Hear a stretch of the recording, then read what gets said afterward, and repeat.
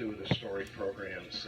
There aren't any better programs than the two of us. In the history of the game, I mean, come on, you know, what they've done and what we've done. There's a tradition there. Well, wrapping up as we speak, the first ever Super Bowl championship parade in Philadelphia with 2 million Eagles fans on hand. And if that's not enough, the Winter Olympics are underway in Pyeongchang. The U.S. beat Russia in curling mixed doubles, but then lost to Canada in round 2. I'm Jeff Biggs. This is NBC Sports Radio. I tell you, curling is real big in Canada. Take that for what it's worth. I've been to Canada once. I enjoy Canada. I want to go to Canada again. I mean, it's Canada. The people are friendly. You know, great beef in Alberta.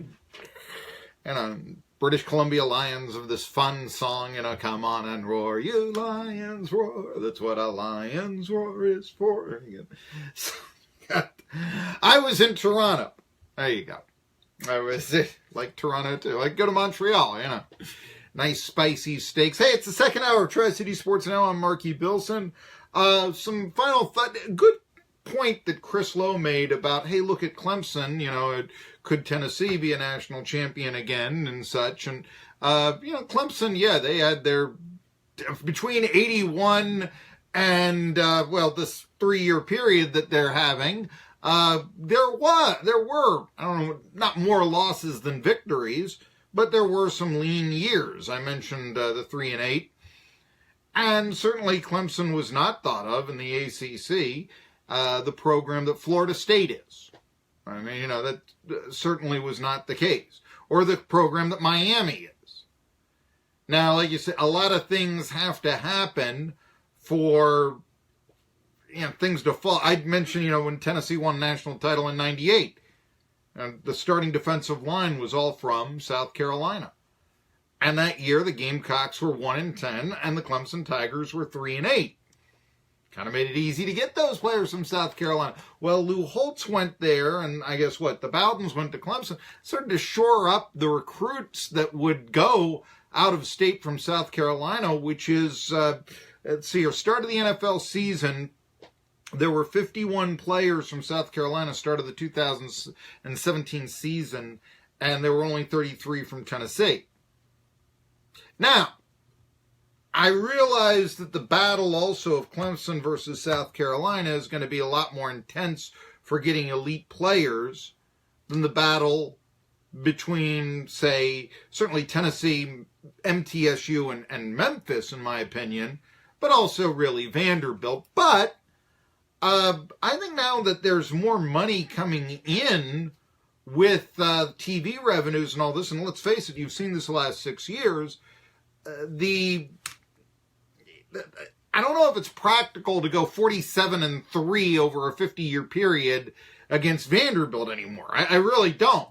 And there was a player, and forgive me, his name escapes me, but from the Chattanooga area, highly, thought of defensive back who changed his commitment from Tennessee to Vanderbilt and all the, I mean, there are going to be guys that say, I want to play in Nashville. There are going to be guys that say, I want that law degree from Vanderbilt. I want to go, and that's great, and so I do think there's going to be more competition for players between Vanderbilt and Tennessee than before. But do I realistically think it'll be like the competition between Clemson and South Carolina? No. But there were 18 more football players in the NFL from South Carolina than Tennessee this past year. You do have to compete against 3 other schools, let alone whoever's out of state, to keep those in-state recruits. And, there are more, the battle between South Carolina and Clemson, sure, but, how does that equate with the battle of 3, dare I say, lesser regarded schools? Although I might ask, how much longer are we going to realistically ask or say that Tennessee is not as regarded, and this is unthinkable a few years ago, but not as well regarded as Vanderbilt? Because when Vanderbilt beats you 4 out of 6 years, who's more regarded than the contemporary? Really? It's not 1995 anymore. Anyway. But that's the case. It's a good point that he makes. Like I said, you have to have things. Clemson wasn't winning on this, we're contending for the national championship level until Steve Spurrier got old. When Steve Spurrier was in his prime at South Carolina beat Clemson 5 straight years. So think about that. There you go. Anyway, recruiting class, we heard it from Chris Lowe, and certainly, just great skinny there about Steve Forbes and what he's looking at doing. A report coming up on Steve Forbes, and I will say this, when that hits, that's going to get Forbes and ETSU a lot of great publicity. We spoke of, could Steve Forbes stay at ETSU? That there may be bigger programs. He interviewed at New Mexico. Certainly. It's a possibility. I've mentioned this, though, before. The show cause is going to draw some school away.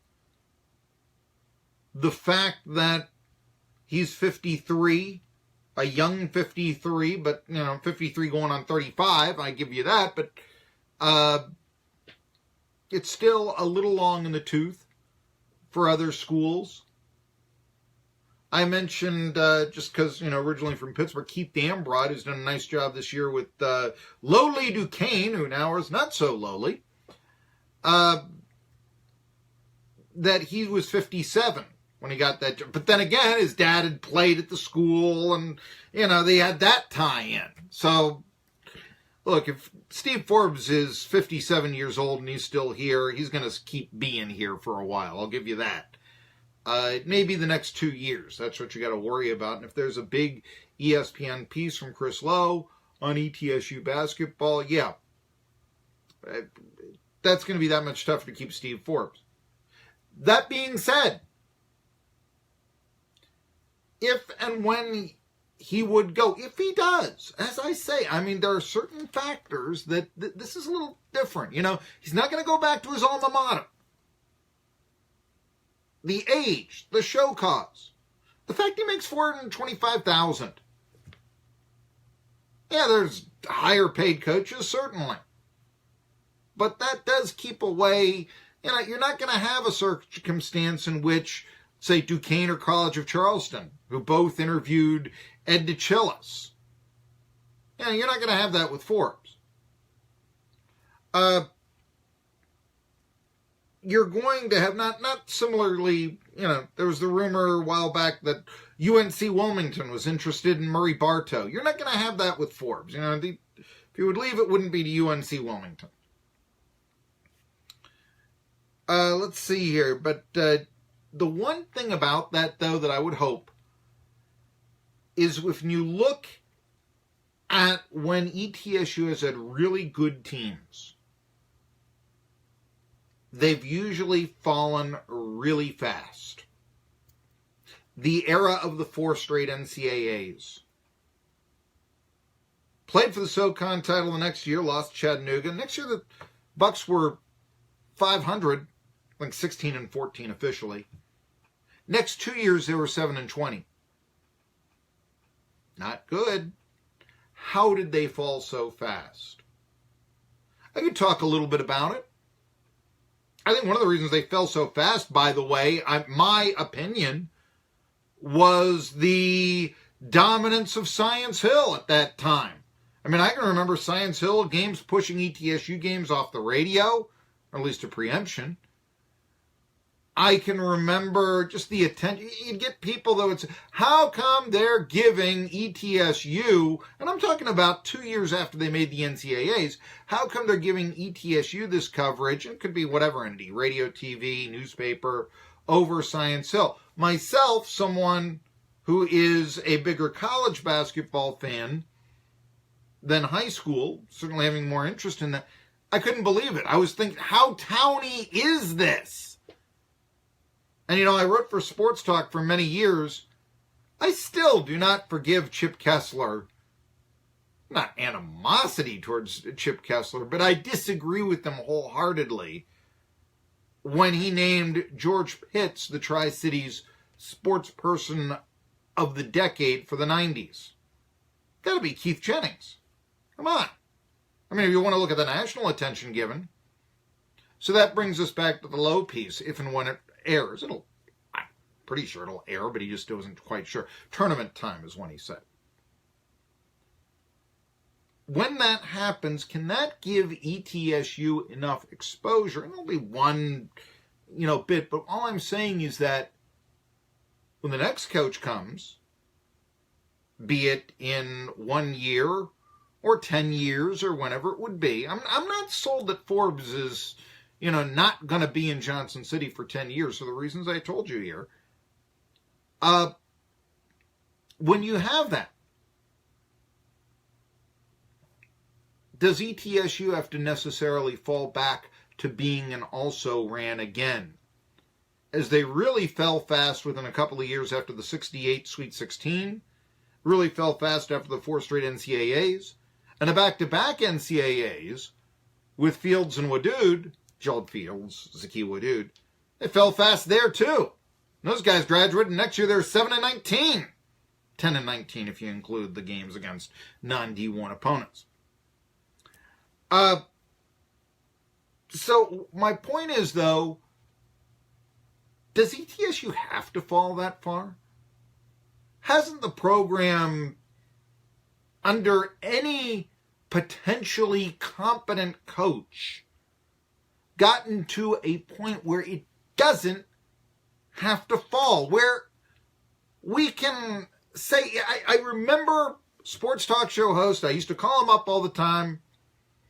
Are they going to get out to keep him nameless? But yeah, I was first known for calling the sports talk show host up. It's at a different station. Still on today.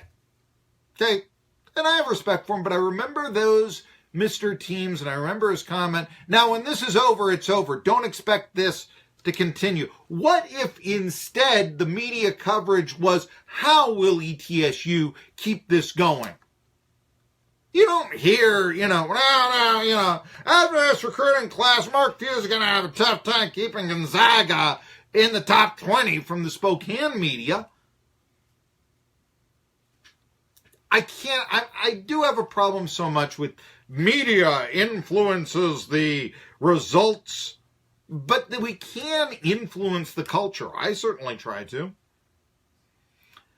And there was almost this feel at the time of, okay, we'll watch ETSU now, but in a couple of years, then Science Hill, for crying.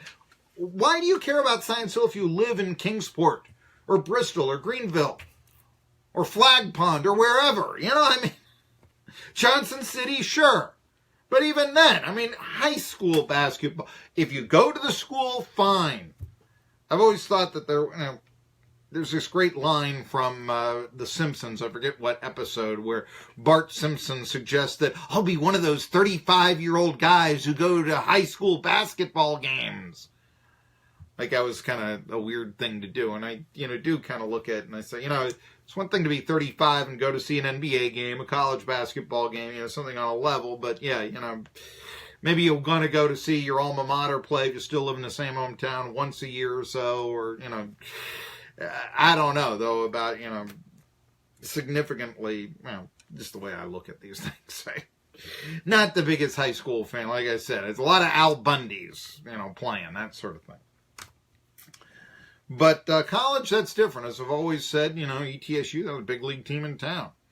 Theoretically, they can, get national attention. Chris Lowe's going to give national attention to the Tri-Cities again.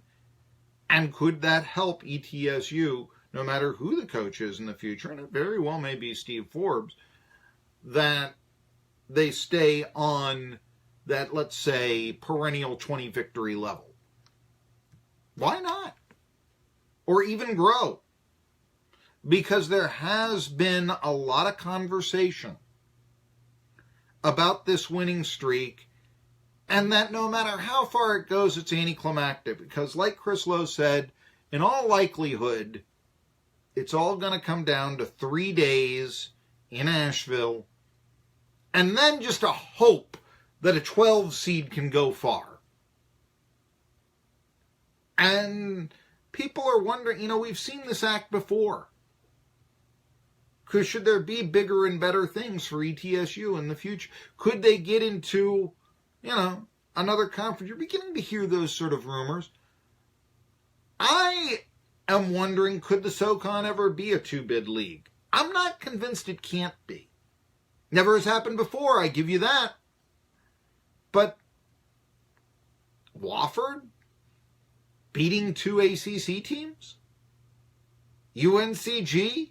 Francis Alonso? I know the Spartans have only made the NCAAs once, but, if you look at Chattanooga isn't going to be down for, a million years, one wouldn't think. Mercer, certainly, didn't they make a run in the tournament? There's a respectable team there in terms of talent. They're underachieving this year. Western Carolina's been a surprise. Their coach, by the way, just won his 700th game. I think that, the SoCon is underrated. I guess you'll have to have more of those quote-unquote signature victories, and they're going to become harder to come by as major conferences play 20 games a year, and I would imagine then that the mid-major conferences would start doing it as well. But one would think there might be those opportunities. I remember last year against the top 50, this is last season I should say, the SoCon was 0-19 against teams top 50 RPI. That's not going to be the case though this year. The case is going to be that Wofford did beat North Carolina, and then, can NC State get up to maybe I don't know. Could NC State get up there to the top, 50? It's going to be a hard sell for them. By the way, I know Duke and North Carolina play tonight and all that. I have always said I thought that's the most overrated rivalry in sports. I'm a former North Carolinian, and I realized that when I was in North Carolina, North Carolina was the defending national champion, and then NC State went out and won the national championship that year. So the rivalry then was NC State and North Carolina. Nobody roots for Duke. It's a private school. It's Vanderbilt. It's Carnegie Mellon. Nobody in North Carolina outside of Durham roots for Duke. I'm telling you. I know they've been good over the years. They don't even close out the football season with North Carolina and Duke anymore. Trust me, overrated rivalry. If NC State ever gets good again, that's going to be the rivalry again. Tri-City Sports Now. J. Ray's Heating and Air in